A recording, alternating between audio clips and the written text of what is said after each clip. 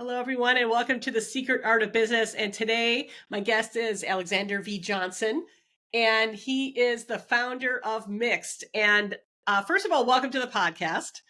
Appreciate you having me. I'm excited to do it. And I want to know more about what is Mixed. Let's talk about what it is that you do and how you got here.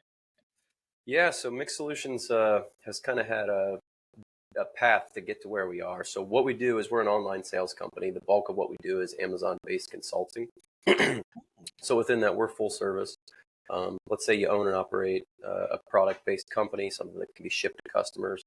Maybe you have a little bit of traction. Maybe you've done well. You're selling into a Kroger or a Walmart or a Whole Foods, Costco, any of those retailers. That's kind of one leg of the retail stool, which would be in stores. The second leg would be your sort of own website, right? You're selling on your website. You're selling directly to your customers. That's your data. You own it. It's wholly yours. That's the second leg. The third leg is Amazon. So for companies that have those two legs kind of rocking and rolling, but they're like, how do we deal with this Amazon beast? Because it is its own world, sort of. We step in and help them with that. So full service, we will physically warehouse the inventory here in Plain City. We'll pick, pack, prep it, ship it into Amazon, design a listing, text, content, SEO, and sell it to the end customer. That said, we did not start our company like that. We actually started this company with a very different idea of where we would go. And B, we thought that we were going to start a food truck. So I started right out of college, entrepreneurship major, let's go, let's get it, let's start a business, right? So we thought, oh, we'll start a food truck. We'll go to various sporting events. We'll sell supplements. We'll go outside of gyms. We'll sell pre-workout, post-workout, shakes, things like that. As a food truck, you can't fail. You just find a location that didn't work, right? We didn't have any money though. So, we were like, oh, we need like 20, 30 grand to build a food truck out. All right, well, how are we going to raise some money? And we had someone who was kind of senior in the sports nutrition space say, well, why don't you guys just build out a website, And this was, I'm dating myself now, long enough ago that you couldn't just like set up a Shopify store and just like make it yourself. You had to have someone with like some technical acumen to build a website. So we went to someone with a little bit of technical acumen. Myself, I put in $1,000. My business partner put in $1,000. We built this website, which was mixednutrition.com. So our company actually incorporated as Mixed Nutrition LLC. And then along the lines of maybe 5 years in, we switched to Mixed Solutions LLC. We were selling on that website. We're doing well. We're putting our money in. We're getting it back out in product. We kind of continue to grow that way. I say that to articulate to people, like, you don't have to have a ton of money to start a business. That's something that's kind of near and dear to my heart. Mm-hmm. I'm sure you would articulate. It's really just a. Oh yeah, we had nothing. We had nothing. It's just it's creativity. Like if you think a business can only be started one way, well, then your thinking is pretty limited in that. There's 10,000 ways to start a business, not just like, oh, I get it, funding from someone, and then I put it in, invest, and grow from there.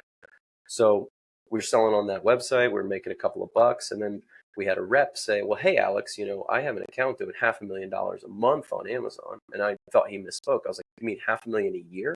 He's like, no, $500,000 a month. Wow. So we were on pace to do like $100,000 in total sales that year.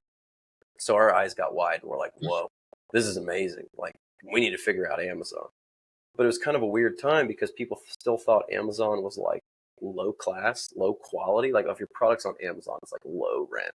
Kind of like, oh, your product's in Walmart, So we were like, all right, well, we're just going to figure it out ourselves. So that was about 2015. We got started on Amazon, sold, made a bunch of mistakes, had a bunch of issues, but eventually we kind of figured it out. And then we started approaching companies saying like, hey, did you need help with Amazon? Because we can see your product's not got the right stuff happening. Let us help you. Most brands were like, don't worry about us. We got it covered. And we're like, but they're like, don't worry about it. So finally, we found a couple of brands that were smart enough to go, hey, we're not experts in this space. If you know something about this that we don't know, we would love that help. So our business kind of just molded, grew, and developed. And now we're a consulting company. We have about 35 to 40 brand partners that we do business with. In this calendar year, it's our 9th year in business, and we'll cross over $100 million in total sales through the life of the company on the Amazon platform. I'm really holding back because a couple times I wanted to say, shut up. That's the story in, 4 or 5 minutes or so. Because first of all, that whole we can help you get on Amazon thing, that's really cool because I mean, I am also an Amazon customer, as I'm sure many people are, by default in many cases, because Yeah. they have you do a search on what's the best, pair of shoes. Oh, look, it's on Amazon. And if you have an account and gets free shipping, they make it super attractive. So it's like, why not be on Amazon, I guess? And the fact that you have, basically uh, kind of found this hole in the market that people could want an easier way to do this. I mean, I think that's pretty freaking brilliant for one. And just kind of how you got to where you are is amazing in that you have basically sold a lot of stuff for help people sell a lot of stuff and that they wouldn't have sold otherwise, which is really, really kind of cool and creative as well. It's like everything you mentioned as far as like starting a business with, you don't you got to rethink on how you really want to do it. You don't need to go to a bank and, and good luck with that, by the way. It's like, hey, I have an idea. Would you like to invest in it? But basically having to get creative to figure out how you're going to do it. I think that's going to definitely speak really well to everybody out there who does have an idea and just keep creating. It's like you had a great idea and it's like, it just kind of kept unfolding to where you are today, which is pretty awesome. That's really, really awesome. Yeah, I mean, the word that I've heard a lot recently, it's gotten kind of popular, is iterate. You just iterate, like a next thing. And that's really what we sort of did. Our business has been 3 or 4 different businesses. We were food truck, and then we were sportsnutrition.com store, and then we were Amazon resellers, and then we became Amazon consultants. And, now we even have some different parts of our business. We do like third-party logistics, and we're logistics partners and things like that. So I gave a talk back in my university a while back, and I know people like don't want to hear something like this, but we really just kind of chased like where the money was. I know that sounds greedy and gross, but we wanted to stay in business and we didn't know what was going to work, So not from a greedy perspective, but we just went, hey, that looks like that is a good idea over there. And we just weren't married to any one set business model. I meet a lot of people who are really married to their initial idea. Like, I'm going to start a coffee joint and it's going to be X and Y and Z. And I'm like, well, just don't limit yourself. Maybe you want to start a coffee space, but really what you want is a place for people to get together and network. And maybe you don't need a location for that.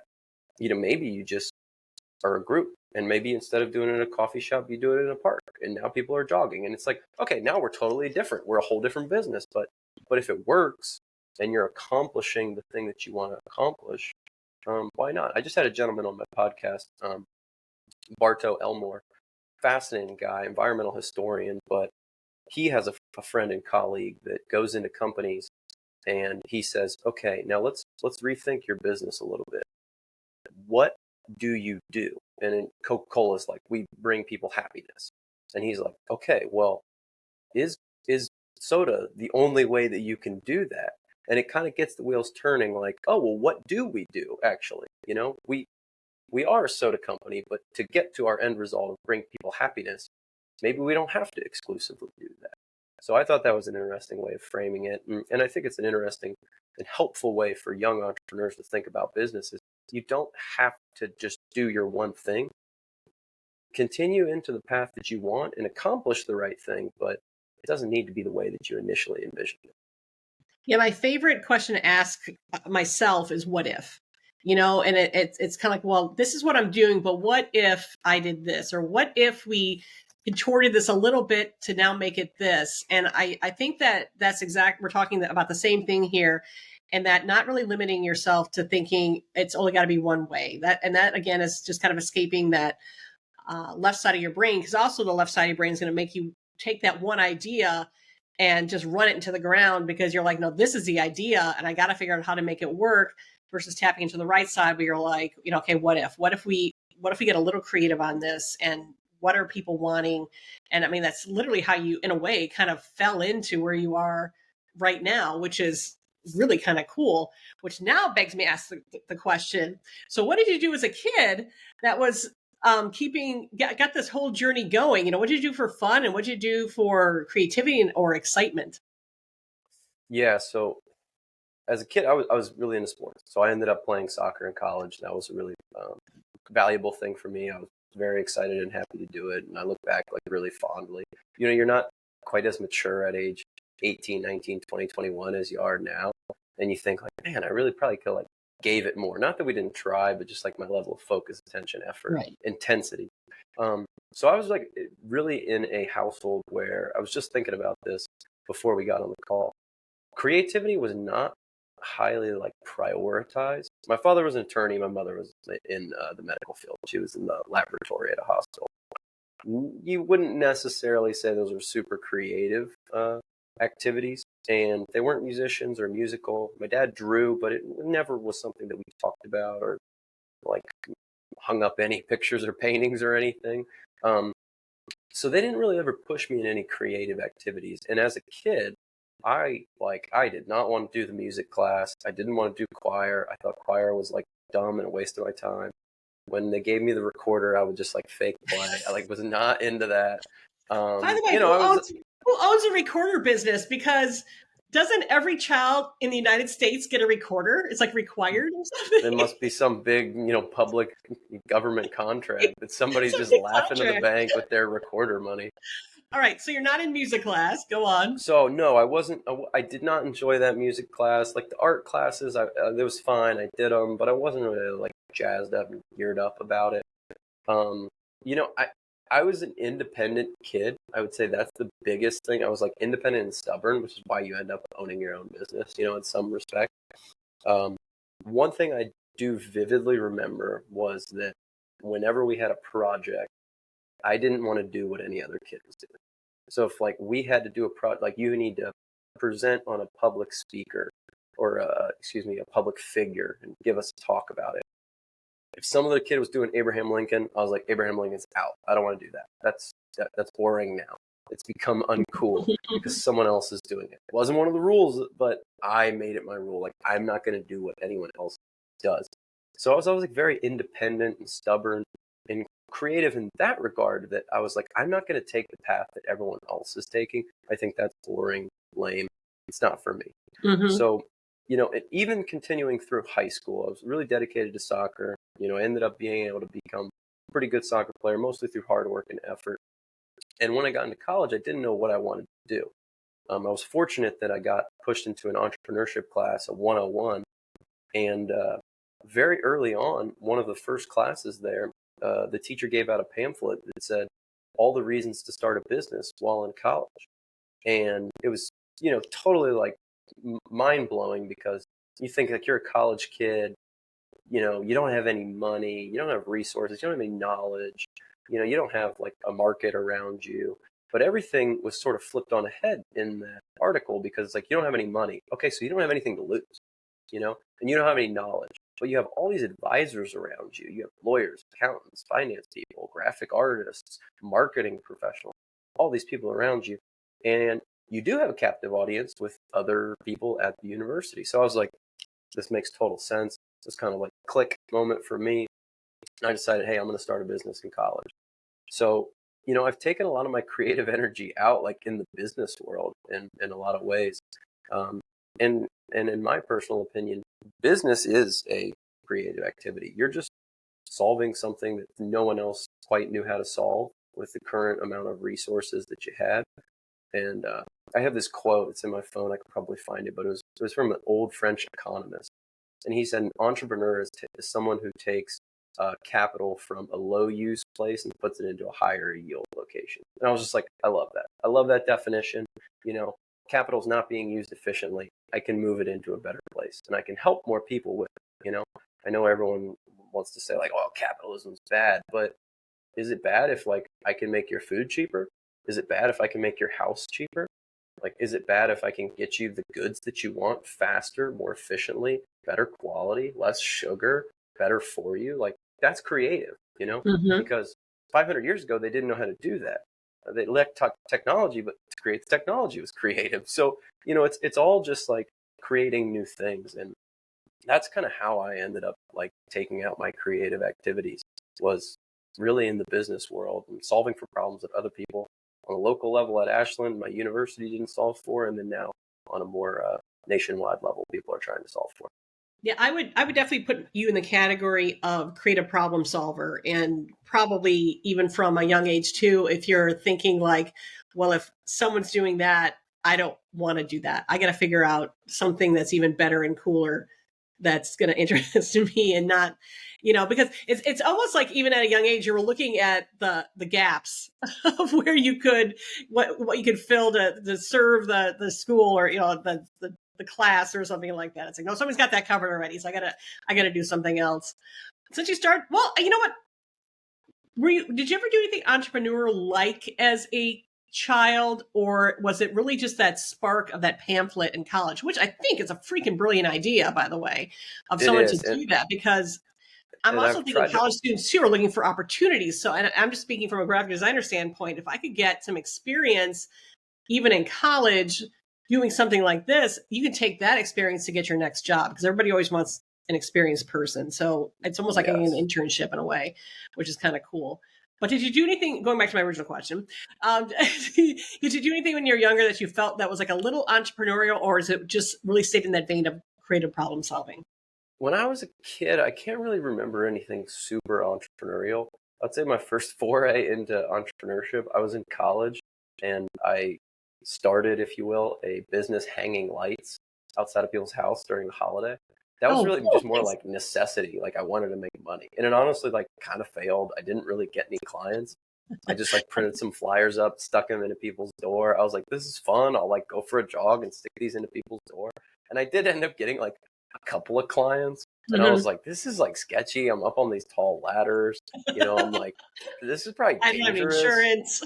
Yeah, like you're a kid, you think you're just indestructible, so you're like 20 feet up on a ladder hanging lights. I didn't know how to hang lights. I'm like, it's not hard, you clip the thing, you clip the light, it's fine.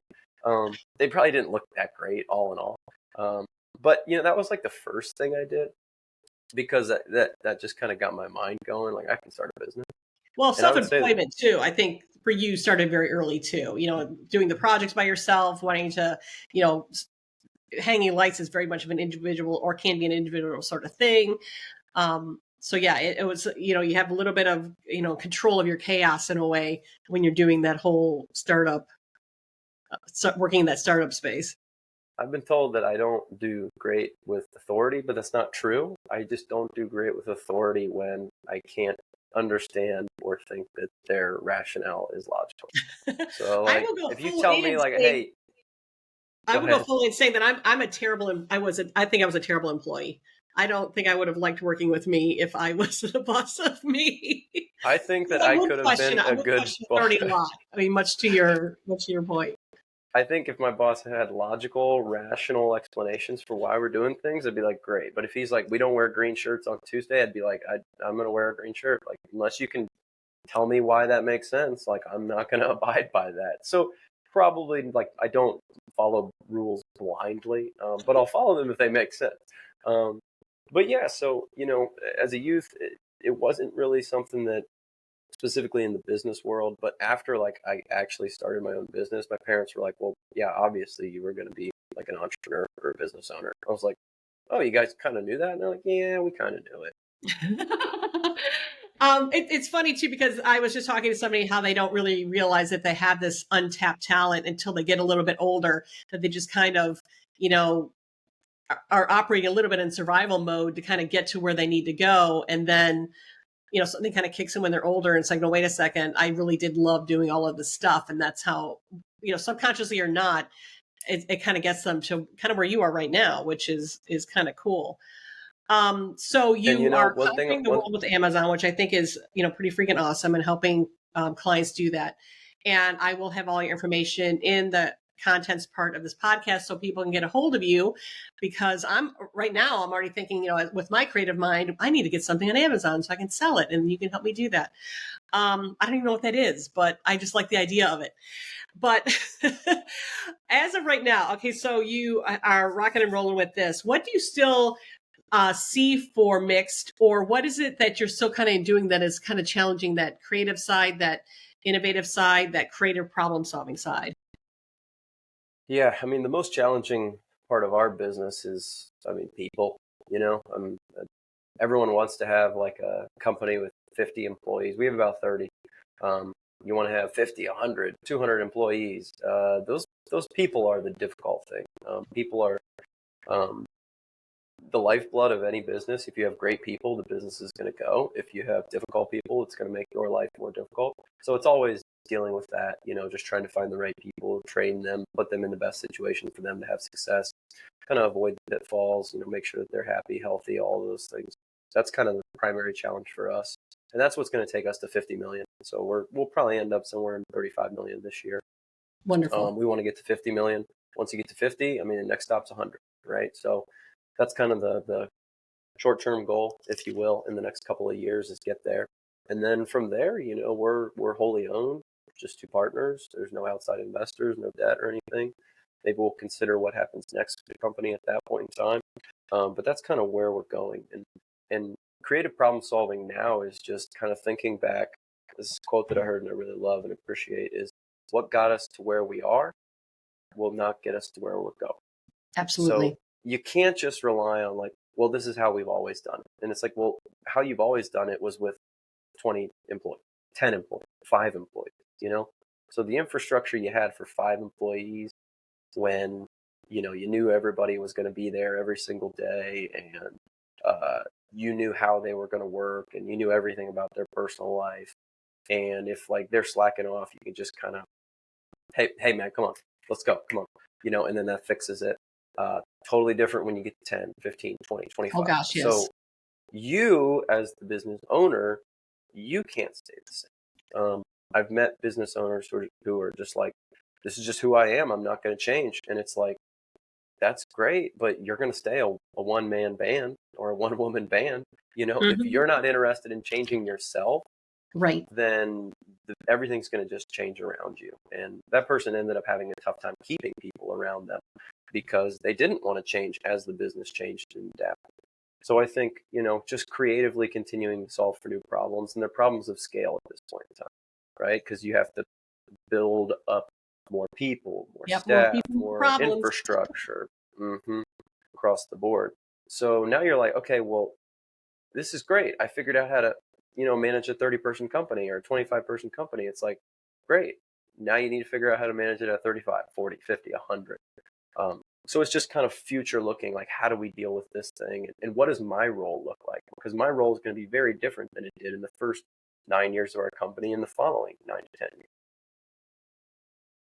Yeah, that makes absolute sense. And I think you are, hitting all the fine points on the fun and the chaos of growing a business. I will say that. And one of the challenges too is to have people that have the same passion that you do too. And I'm just going to say that aloud because you are so super passionate about this. And I'm going to imagine that sometimes it could be a bit of a challenge to have people that come in with the same sort of fire and enthusiasm that you are bringing to this too.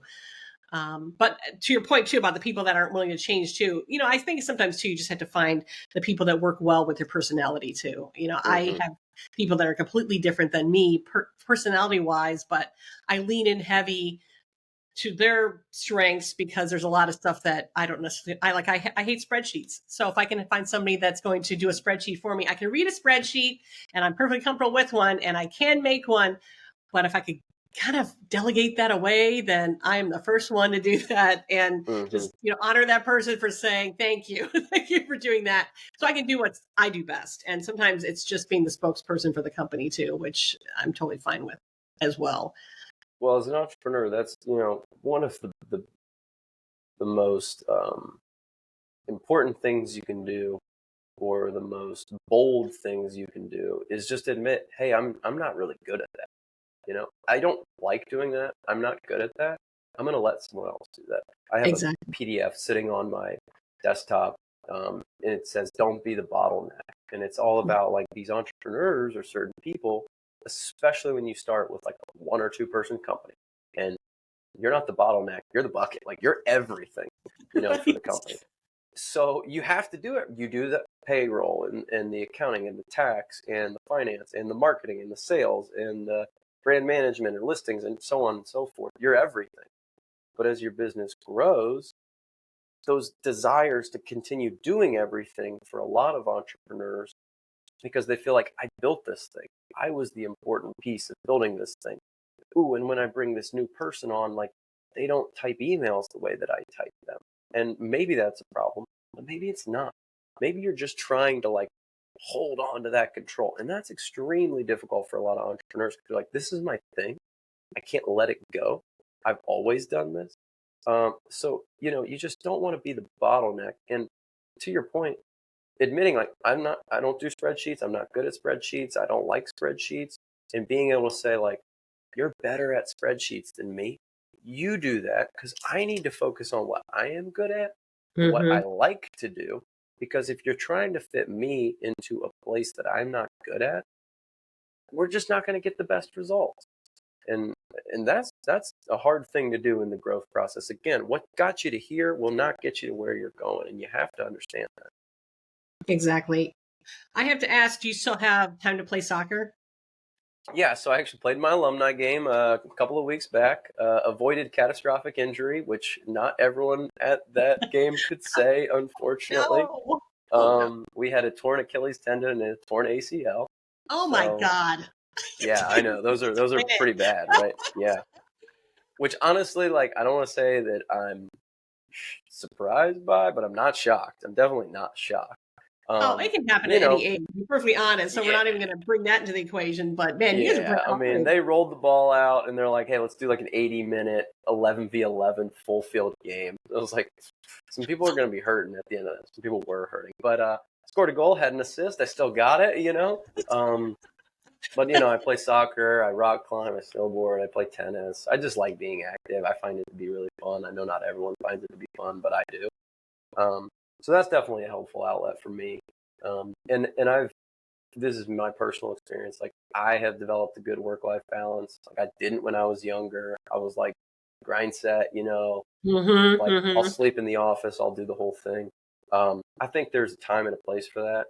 And I think most entrepreneurs, you'll look back really fondly on those periods of your life.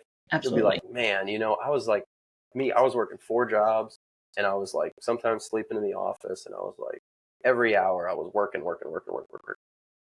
You look back and you're like, gosh, I can't believe I did that, But you look back fondly, even though like while you're in it, it's like just hard and difficult. You're like, why am I doing this? Is this business even going to work? But I think you'd probably also say, you look back and you're like, that was awesome that I did that. That was fun.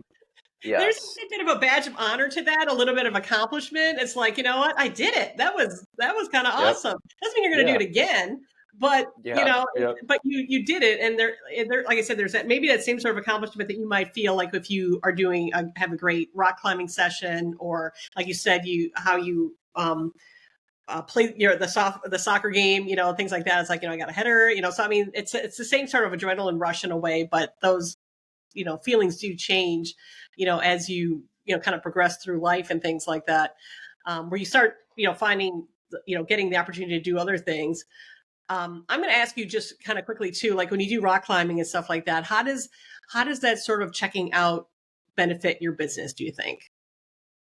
I just think if I, first and foremost, if you try to be everything and do everything, like you need to be on 9 to 9, again, you just became the bottleneck for your company, right? So don't be the business owner that nobody's allowed to send an email without sending it over to you so that you can proofread it, because then that email doesn't get sent. Or if it does get sent, it's like they're not thinking about the quality of the email. They're thinking about like, make Alex happy with the email. Write it to the way that Alex would like it done. And who's to say that I'm the best proofreader or that my grammatical skills are better than yours, Like I'm a double spacer after my periods. I know that's like sacrilegious anymore. I don't feel like changing. I like it. I think it looks better. Okay, whatever. But don't become the bottleneck. And if you have to run a business where you work 9 to 9, something is wrong, right? Like in the early going, great. Like get it off the ground, get some sales, get some clients, get some customers. Great. Like working more might be helpful. But if you have to continue to do that to keep the business afloat, like just go work for someone else to be stressed out, like go work for someone else and get paid, probably. And also it stands to be said, that if your business cannot be profitable without you working 9 to 9, let's say you're a restaurant, store, whatever, and you have to physically be working it from 9 to 9, like your business is not sustainable. Like you cannot do that every single day of the week. You need to reevaluate some things. And it also takes slowing down to speed up. Like pull yourself out of it for a second and go, wait a minute. If I wasn't working 9 to 9, what would this business look like? Well, how do I fix that? It's not that they need me at the counter. They need me to go get more customers. They need me to like redevelop the menu. They need me to bring in more revenue for this business. So you just don't want to become the bottleneck. So if I have to if my business will fall apart if I'm not checking my email from 5 p.m. to 10 p.m., like I just haven't built a good business. Honestly, as the business owner, I know this is difficult for a lot of people and people will disagree with me. I think you want to get less on your plate. Like you want to have free time so that when things come up that they actually need you, you can step in and you can fix it. These quotes on my wall behind me, one of them is, you should be too busy to do coffee while still keeping an uncluttered schedule. Yeah, just don't want to have so much on your schedule that like, okay, I got a marketing meeting at 9, a productivity meeting at 10. It's like, you don't have any time to go, what do we actually need to do? Like what's important? And when your schedule's just 100% full, you can't prioritize anything in your company. You miss the forest through the trees, I think. Well, I'm just going to end it there on those wise words, because I think that is exactly what a lot of entrepreneurs need to hear. And you know this by, walking through the fire yourself. So perhaps it's even more of a cautionary tale to people that are starting businesses. But I think if anything, they're going to learn a lot, not only about starting a business, but how to maintain it as it grows, hopefully really quickly, which is also great for, I think, just the community in general, but very exciting for you. I like I said, I'm very excited about this business you've created. I think it can really help a lot of companies that are just afraid of Amazon in general, as far as getting involved. But it's one of those really beautiful things that can be delegated. People think I got to figure this out. As the owner, I must figure out how to get on Amazon. Yeah. But you know what? You can delegate this, and it's going to happen faster and be probably more profitable in the long run. And you can go back to doing something fun rather than trying to figure out how to be I guess it would be a client of Amazon. So yeah, and I know that people are going, wow, we have to insource. We have to insource. Look, there's companies out there that outsource everything. That same gentleman who came on my podcast, Barto Elmore, he wrote a book that I have right here.